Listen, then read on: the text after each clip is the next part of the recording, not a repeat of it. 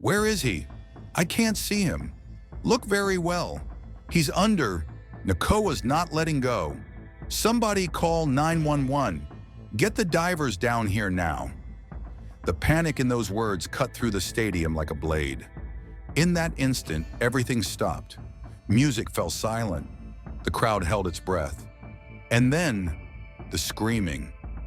Parents clutched their children close. Phones shot up, recording every horrifying second. Trainers on the deck scrambled. Alarms blared over the speakers. "He's not responding?" a woman shouted into her radio, her voice cracking with fear.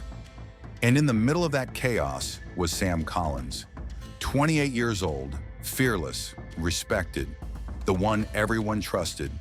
And in the jaws of the orca he loved most, his last moments had begun. Before we go deeper, if this story shakes you, pause and listen. This isn't just a story, it's a warning. It's a call for change. If you believe animals deserve freedom and the truth matters, subscribe now, like this video, and share it to keep the conversation alive. Leave a comment. Your voice matters here. Let's start from the beginning. Sam Collins was more than just a trainer. He was the soul of Ocean Dome Marine Park. He started feeding fish as a part-timer when he was 19. But even then, people noticed something about him. A quiet determination, a gentleness that drew the orcas in. By 25, he was leading the biggest shows. By 28, he was the star. But to Sam, it wasn't about the show.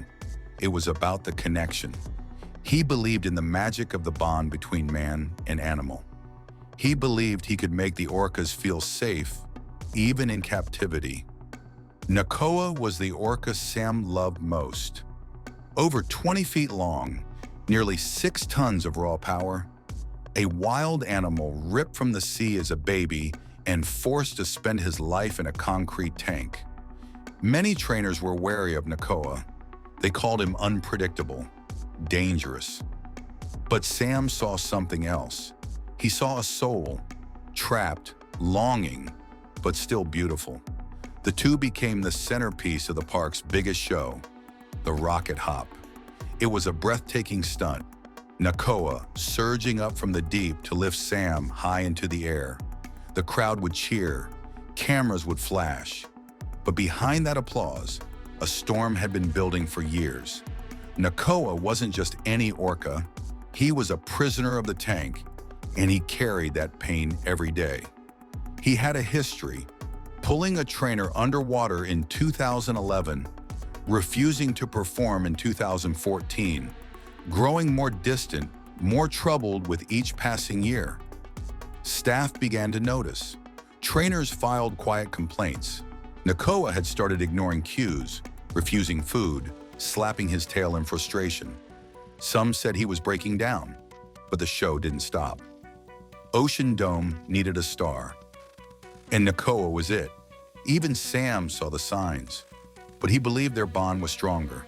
He believed in trust, and on that hot summer afternoon in August, that trust would cost him everything. August 14th, 2023. The sun burned hot over San Diego.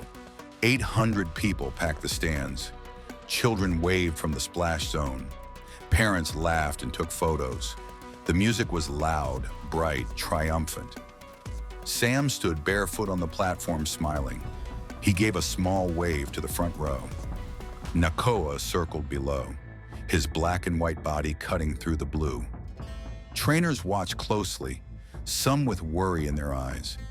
They had seen Nakoa's mood that morning, restless, quiet, intense. Sam dove in.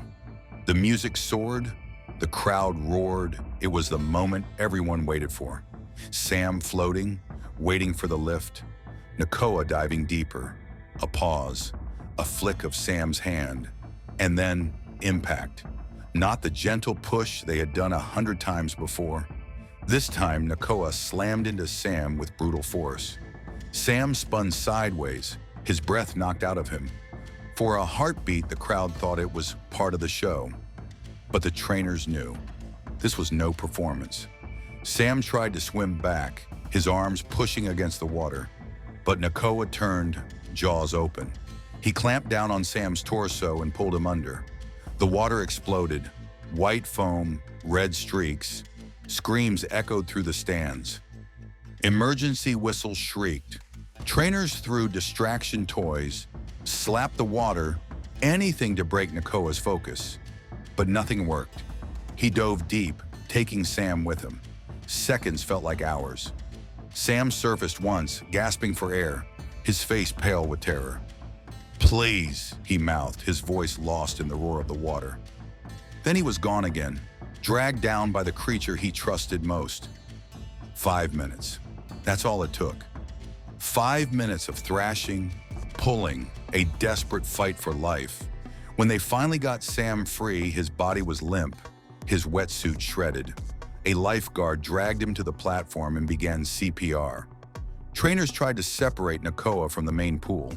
He wouldn't leave. At 2:41 p.m., Sam Collins was pronounced dead. The park closed its gates, but the story was only beginning. Cell phone videos flooded the internet. Millions watched in shock as the truth played out in grainy, shaky footage. Protesters gathered outside the gates within days. Signs that read, "Free the Orcas," and "Captivity kills." Ocean Dome issued a statement, brief and cold. No mention of Nakoa by name. No apology.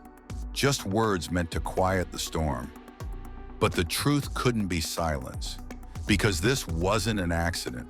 It was the result of decades of ignoring the warning signs, of treating orcas like toys instead of the wild, powerful predators they are, of ignoring the pain they carry in tanks too small to hold their spirits.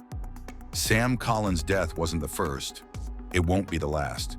Trainers like Dawn Brancheau, Alexis Martinez, Ken Peters, all paid the price of a system built on forced smiles and silent suffering.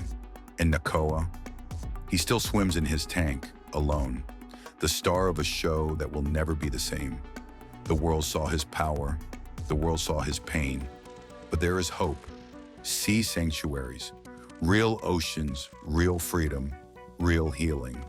A chance for animals like Nakoa to feel the tides again, to see the sun rise over open water. A chance for them to begin to heal. It's not perfect. It can't undo the past, but it's a start. If Sam's story moved you, don't let it end here. Talk about it, share it, demand change. Because every ticket sold to these shows, every cheer for a captive whale, feeds a system that kills slowly but surely. Sam Collins believed in connection, in trust, in something beautiful. Let's honor that by demanding a better world for the animals he loved. One where they are not prisoners, one where their spirits can be free. If this story touched you, please subscribe, like, and share this video. Leave a comment. Your voice can help end the silence. Let's make sure Sam didn't die in vain. Thank you for watching. Stay safe, stay strong, and remember, the ocean belongs to them, not to us.